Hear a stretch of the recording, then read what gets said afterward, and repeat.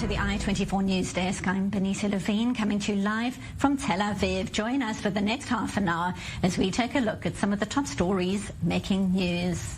Starting with the global coronavirus pandemic, in a world first, Israel is already authorizing a third booster shot for specific groups of at-risk individuals. Most of the country's population is already fully immunized against COVID due to the rapid rollout of its vaccination program. At the same time, more than 700 new infections have been detected in the country in the past day. Meanwhile, disagreements emerging this week between vaccine maker Pfizer and top American infectious disease experts at loggerheads over the need for a third booster shot at this stage. Our science and technology correspondent Ariel Levin-Waldman breaks down the arguments for and against.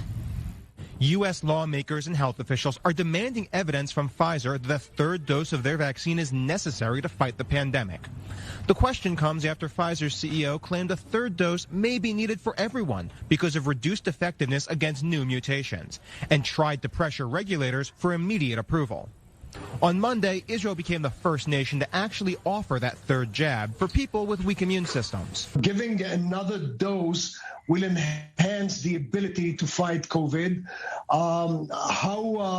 Whether this is good for the whole population, that's still debatable.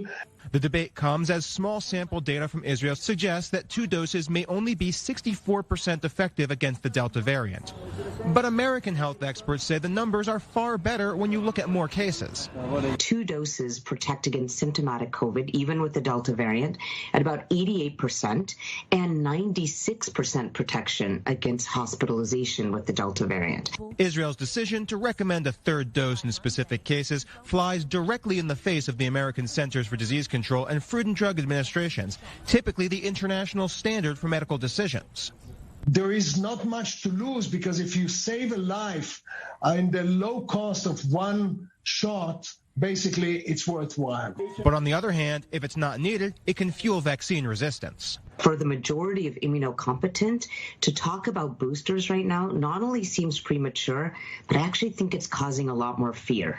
Right now, doctors looking at clinical data agree that the vaccine is generally effective, even against the newest and most virulent mutations. The question is, will that be true in the future? The CDC and the FDA said that based on the data that we know right now, we don't need a booster. That doesn't mean that that won't change, and we might need, as a matter of fact, at some time, to give boosters either across the board or to certain select groups, such as the elderly or those with underlying conditions.